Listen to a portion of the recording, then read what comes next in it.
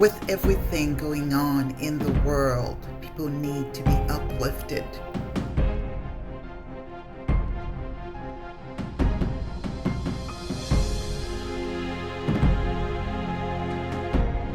They need something that promotes character, creativity, confidence, and joy. The GRN show is not just an average talk show.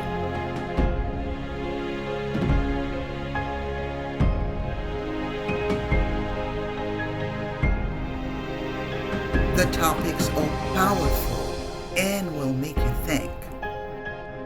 Join me on this journey to be informed, to relate, to connect, and to evolve.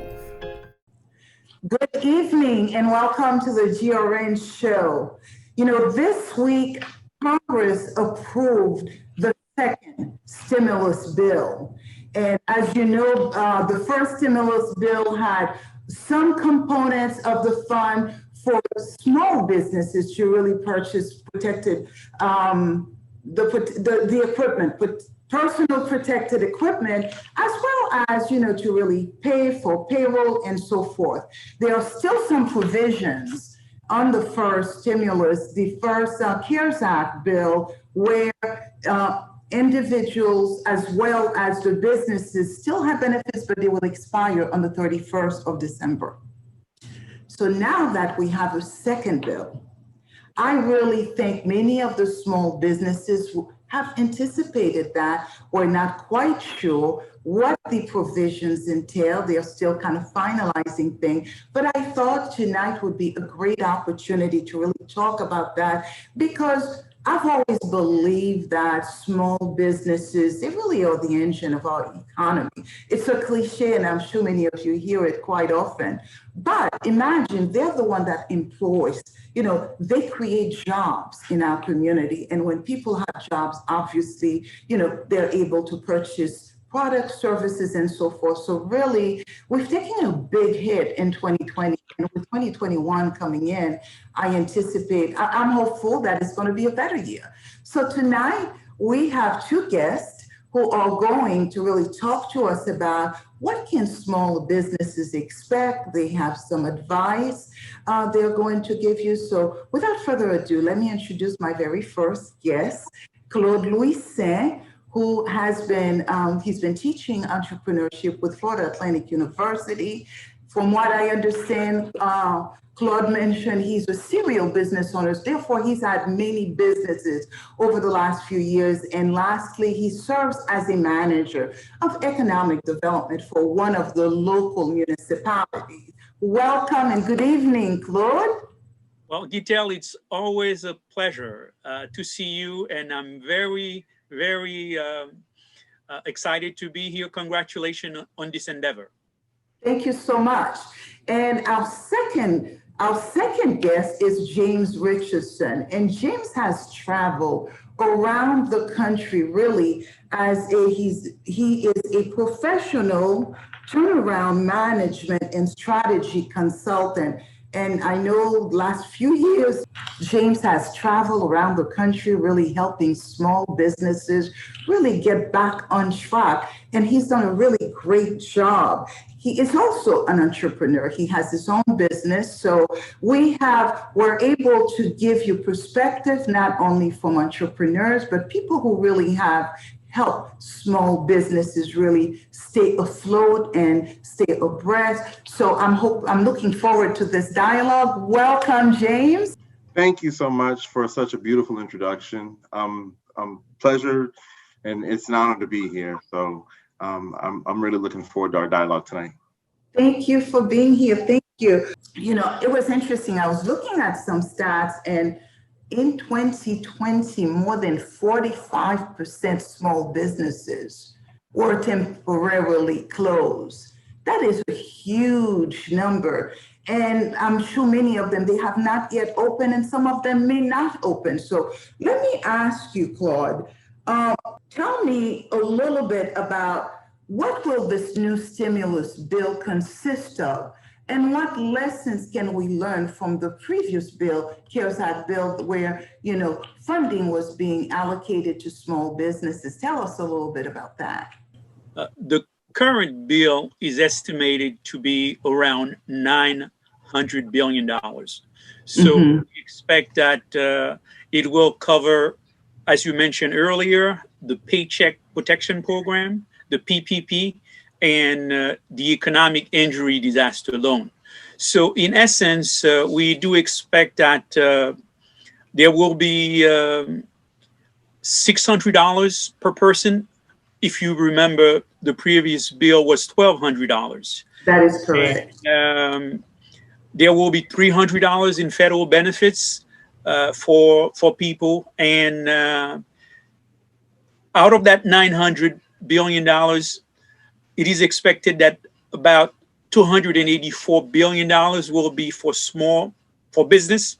We cannot say small business. All business is qualified for that matter. Okay. The entity that received the least amount of funding was small business, unfortunately. We said 284 for businesses. There will be money for rent and mortgages. There will be around $82 billion for college and schools, and then $25 billion in rental assistance. So basically, go ahead. No, please. I wanted to say, with the small businesses, how do they tap into these funds? Now, the way the program was designed, it was designed through the Small Business Administration, where people can apply through the financial institutions. The problem at first was the government was paying financial institution 1% on all transactions.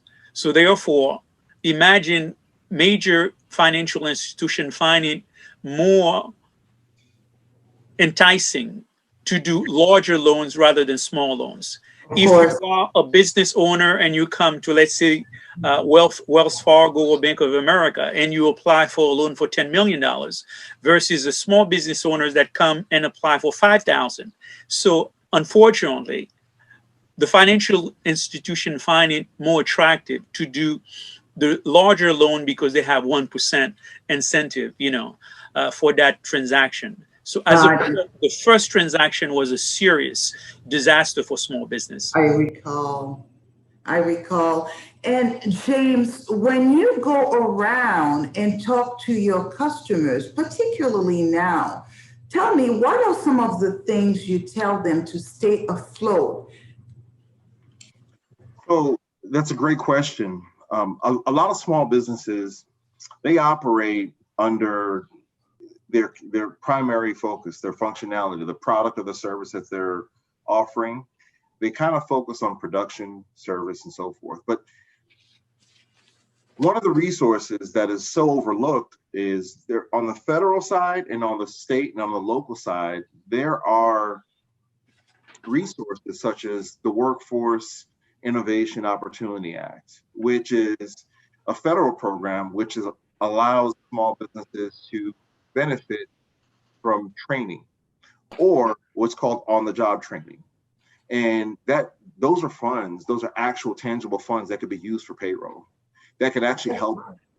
And that offsets the revenue that would be required to be generated to support that. So that's just one resource. Here in the state of California, there's a program called the Education Training Fund. And they also provide an on-the-job training. So between those two, you can have up to 6 months of payroll covered for your employees, provided that you're engaging them into a training platform that's going to allow them to improve their quality of work or just create overall opportunities. So this would be one strategy that I would introduce to some of the small businesses. And it works great, especially in an environment like today, because these funds have been earmarked for years. Very little people know about these opportunities. Let me just get some clarification. Are you saying that if a business owner really tapped into those dollars to train their employees, they too will be compensated or receive funding for participating in the program? Is that what I'm hearing? Provided the company is meeting the objectives of the program, which many of these programs have the objective of creating new job opportunities for people to be hired, or training existing employees to further and advance their career. Got it. Through the company. And they're tangible opportunities for companies that a lot of times are overlooked. So, when I'm working with a client, these are some of the resources that we look to. And in today's economic climate, when we're talking about PPP, when we're talking about EIDL, as Claude mentioned, the small businesses got the short end of that stick. Mm-hmm. Because unless you were a corporation that had, tax returns, or you can show so many dollars in revenue, or, you paid so many taxes and payroll, your payroll was so big, you weren't able to fully take advantage of it to where it could really make an impact. Got it. So these are additional resources that we've worked with clients to make sure that they can connect and take advantage of. So, Claude, being in the city of Miramar, where you are part of the Economic Development Office, there are lots of restaurants, there are a lot of barbers, what you would call mom and pop businesses. How do they benefit? Is it from funding at the federal level, or is it at the local level? How can they get some assistance? As James mentioned, they may not have the records that are required to really tap into the CARES Act, but how do these businesses get some aid? Well, small businesses in the city of Miramar were very fortunate from that perspective. The city had enough funding where the mayor and the city commission had set aside $1 million at the set of the prices. And we gave away $1 million, up to $10,000 per businesses, without really asking a lot of questions like James was mentioning earlier. The basic requirement was you have to demonstrate that your business existed in the city of Miramar and that you were registered with the state as a for-profit business, that you had a city tax license and a Broward County tax license, and you can demonstrate that you had experienced some reduction or loss of income. So the money was paid directly, let's say, to the banks if you own a property, or to the landlord if you are in a physical facility, and we pay also utilities and things like that. But we did not ask major questions as was asked by the federal government. Got you. So I believe that with COVID-19, there's been lots of opportunities for small businesses to reinvent themselves. So James, tell me a little bit about what you've seen in that arena. So that's a great question. When we consider 12 months back from today, you had your mom and pop shops, your bakery, you had your restaurants, you had catering companies, and they operated traditionally. And what we consider traditionally is you get up in the morning, you go to your place of business, you perform, and consumers will come to you. So today it's changed, and it's changed to a point to where it's not to where it's a modification or it's an adjustment. It is the way forward. Moving forward, you have companies that like Uber Eats, or you have companies like Grubhub. They are delivering products and services to the consumer on behalf of the companies that are not prepared to do that. So today, small businesses have an opportunity to reinvent themselves, to re-strategize, and they have a chance to figure out, okay, well, what do my customers want? When do they want it? How do they want it? And how can I get it to them directly? And as a small business owner, it's essential to be able to solve that problem.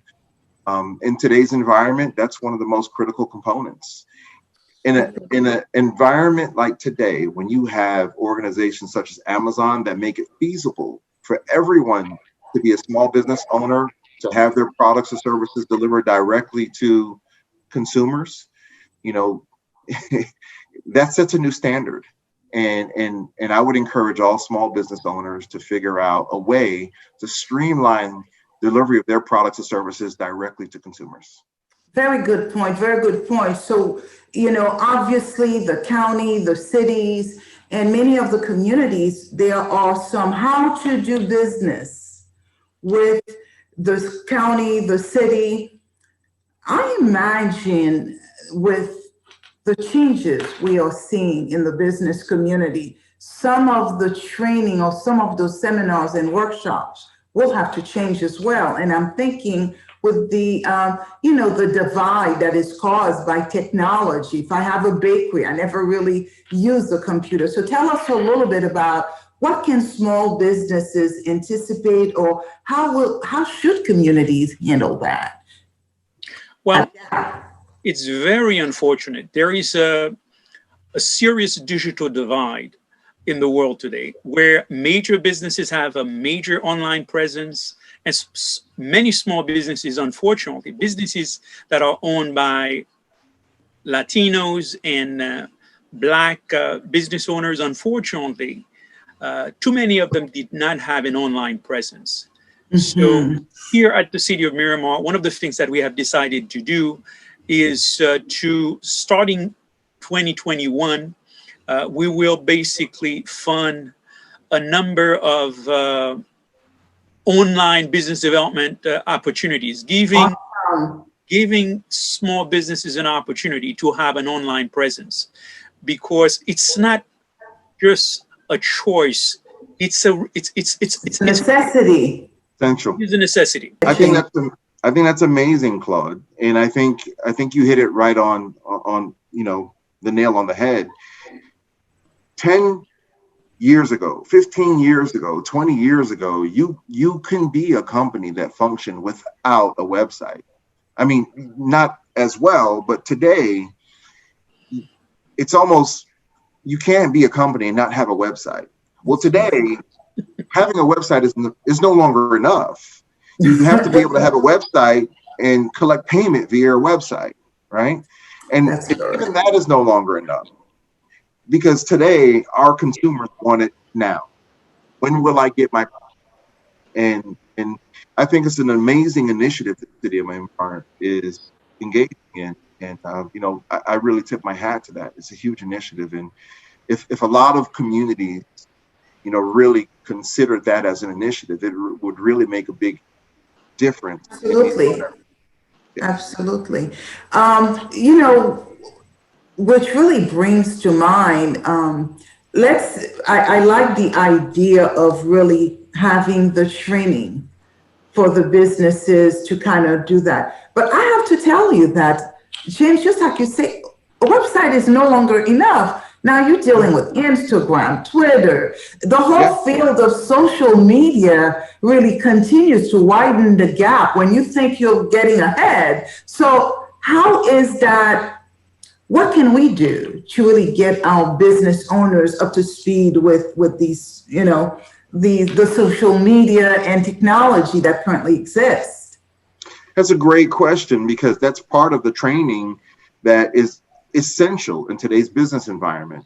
If you have a website, it's mandatory that you have 4 handles. And what are those 4 handles? You have a website, and at the bottom left or right or top corner of your website, there's your Facebook handle. There's your Instagram handle. There's your LinkedIn handle. There's your Twitter handle. Because social media is now the new wave of consumption. Instead of going to a website, people can actually purchase products, goods, and services right from their Twitter feeds or their Facebook feeds. And having a program that would, you know, train employees on how to fully engage your business into those platforms is going to only help small business. So when you take initiatives like Claude and the City of Miramar are putting in place, these are some of the priorities that need to be set. If a small business owner is just starting out, you know, there's some very essential, you know, dynamics that need to be established. Website, social media handles. And these are traditionally part of the marketing strategy, right? They used to be optional, they're no longer optional. Mhm. If you don't have them, you will not only be left behind, you'll be buried. And I think that's the best way I can put it politely. Yeah, it's that competitive edge. In order to be competitive, you really have to have all of these covered as part of your marketing strategy. So let's say I have a new business and I want to do business. I live in Miramar, my business is in Miramar. I want to do business with the city of Miramar or get assistance. Do I have to be certified? What is the process that is used not only in Miramar, and let's just talk the state of Florida, because I know there's reciprocal processes where, you know, the city of Miramar vendor can also be a vendor for the county. Talk to us a little bit about that process, and is it really essential at this time? Well, basically, there are two entities that are very qualified to assist small businesses. You have your SCORE executive that exists throughout the country, and those experts they are former business owners, they are expert in their field, they can assist a small business person prepare a business plan, do the market analysis that they would need, prepare a marketing plan so that they would be competitive. And at all of the state universities, you have small business development centers. You have a small business development center at FAU. You have a small business development center at FIU. And that's even at a higher level. Not only are you going to get the expertise, you have the academic credentials associated with that. So if you want some kind of consulting assistance, if you want to do some serious strategic planning on how to scale your business, you need to tap into those programs because they are federally funded and assisted by the state and your county and your local government. Those assets are there to assist small businesses, and it's very unfortunate. Most small business people, they just start a business because they feel that, hey, I'm interested in this. In addition to the interest, you have to do the proper analysis, the proper review. And because many small businesses did not do the proper preparation, you find that they are in business in name only. They are not really, if you're not registered, if you don't keep your books, how would you qualify for the PPP protection program? If you don't file your taxes, how can you demonstrate how much you have earned so far and so on? So more than ever, what we have learned from COVID-19 is that businesses need to take advantage of the opportunities that exist to assist them. Your SCORE, your small business development centers at your state universities. Take advantage of those things and then go into business. Great point, because, you know, most people have the dream of becoming an entrepreneur. And I think you've pointed out that it's really essential to take the time, invest, and put the structure in place. You know, sometimes, you know, people may say, I'm just going to be sole proprietor. I really don't want to go through the LLC and incorporating my business. What would you tell such a business, James? So that's a very good point. I would encourage every entrepreneur to consider what are your objectives, what are your goals, right? You know, if you're starting a business first, you know, the idea of being an entrepreneur, being your own boss, it sounds beautiful. It sounds amazing. But what you're doing is you're entering a venture to where, you know, there's no systems, there's no structure. You don't just show up and clock in and then you get paid on Friday. You have to drive. So I would encourage, you know, any entrepreneur to say, okay, this is what I'm going to do and I'm passionate at it. I'm good at it. Right now that I've made that decision, I want to make sure that I can establish something that's going to, you know, exist. It's going to be lasting. And I want to, from that point, begin to build a legacy, which means, like Claude said, make sure that your bookkeeping is intact. And it's one of those things to where a lot of, you know, business owners, small business owners and entrepreneurs, well, I don't know how to keep books. SCORE is a wonderful resource to where they can say, hey, I know a bookkeeper or I know a CPA. They'll work with you. Just continue to make sure you follow the protocol. When it's time to file taxes, make sure that you file the appropriate taxes. You know, when it's time to, you know, you have to do diligence on the market, your clientele, your products, your services. It's easy to fall into the passion of creating what you want to create or selling what you want to sell or do. That's the easy part of it. That's the passion that I would encourage all small business owners to stay connected with. But the diligence of understanding what it means, you know, should I create an LLC? Should I create a corporation? Right?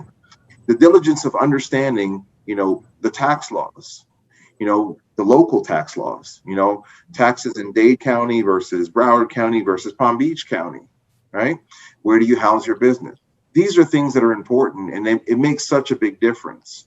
You know, if you're incorporating a particular state, you know, this state has federal and state taxes. That's true. That's true. Like New York. Taxes. The state of California has both. The state of Florida has one.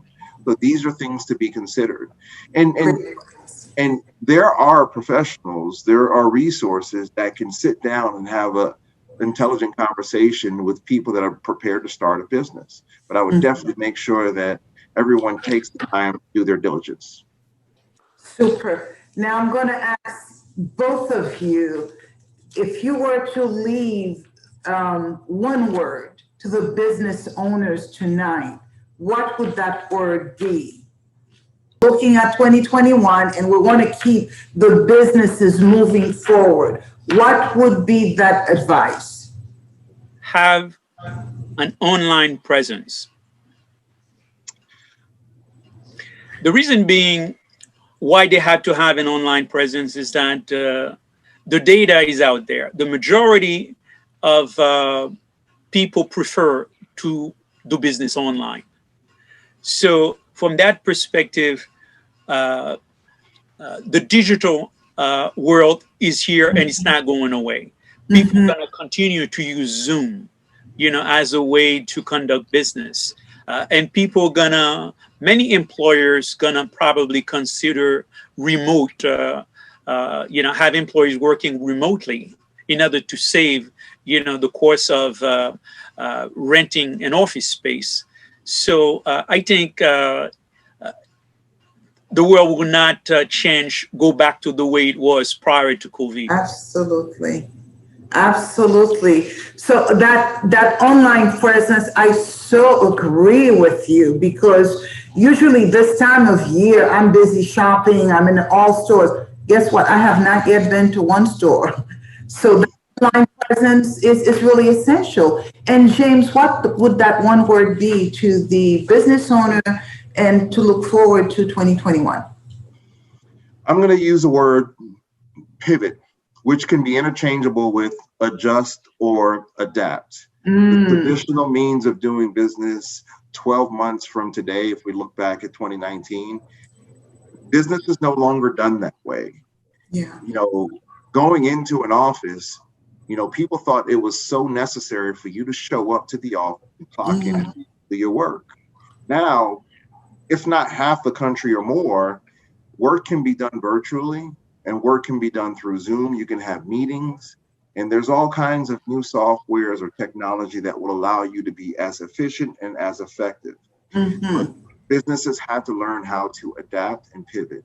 And that is now, it's the standard. It isn't just a single reaction to the impact of COVID-19.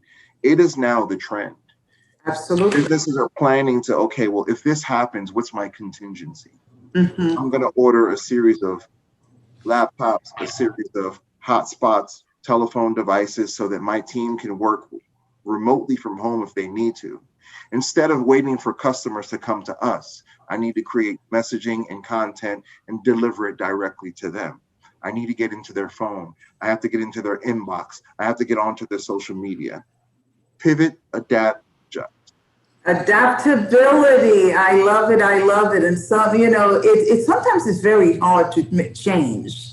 You know, some Yeah. people are so used to doing things a certain way, but the way our world is moving right now, adaptability is essential. And then, of course, that online presence, it is no more a luxury, it is a requirement. So both of you, I want to say thank you, Claude. Thank you, James, Thank for you. coming on the show this evening. I think we have a lot to look forward to. You know, what I've seen in 2020 is, although there's been some hiccups with small businesses, but I think our small business owners will come back even better than before, because the lesson learned this year will really get us further. So thank you so very much for being with me this evening. And I wish you and your family a very happy new year. Thank you again. Thank you, Gitel. Thank you very much. Happy holidays to you as well. Happy holidays. Have a good evening.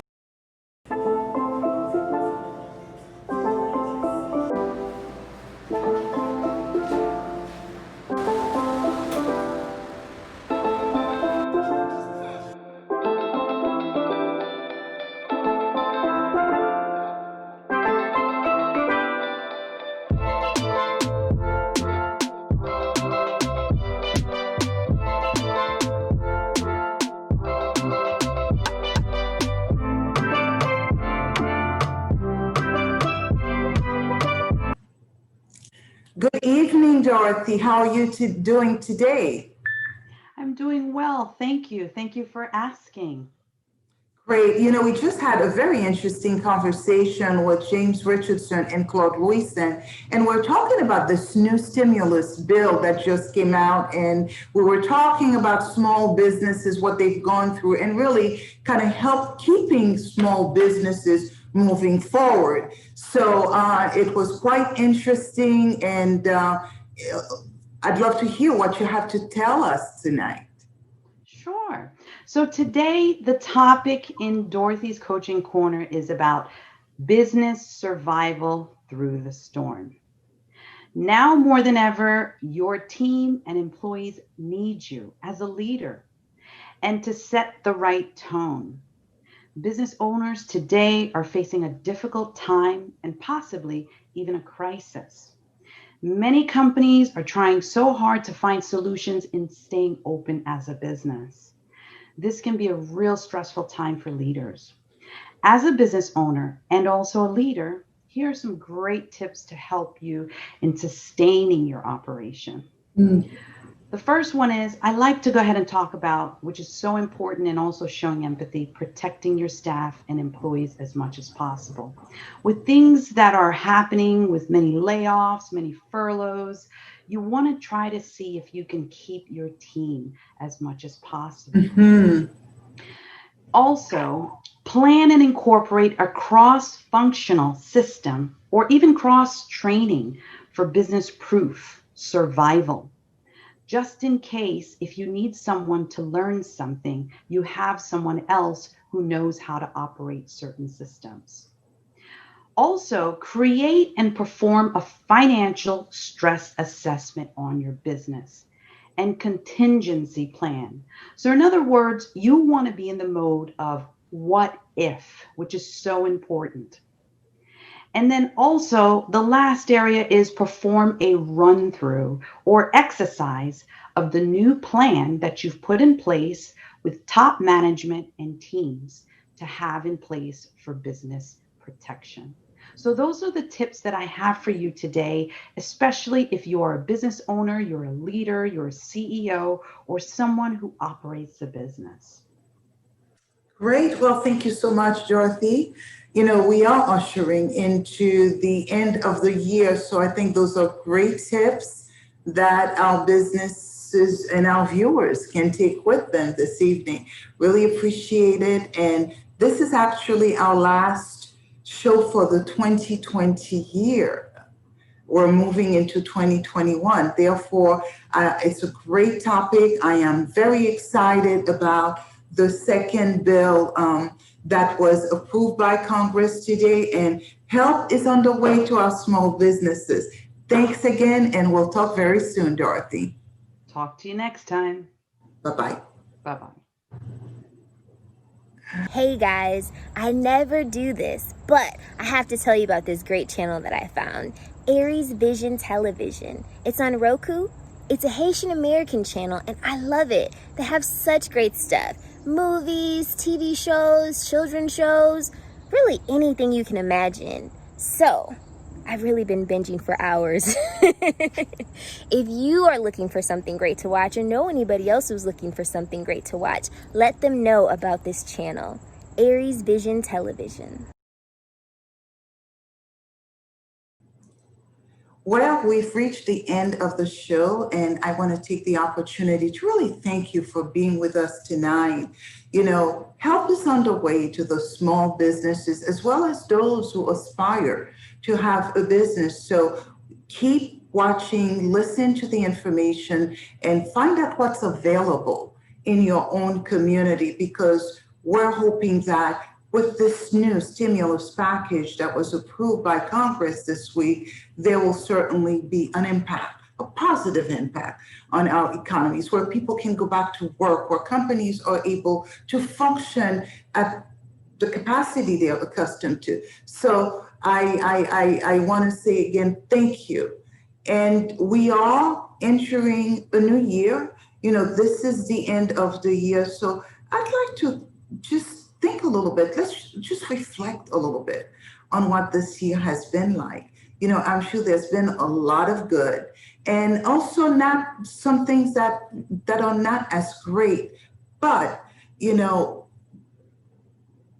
where are we going in 2021? So I think in order for us to really find a clear path for 2021, let's see again where we came from in 2020. Let's reflect. Let's think about how we can impact other people's lives in 2021 and really help those in need. So I want to wish you all a very happy, healthy 2021. And until next time, good evening.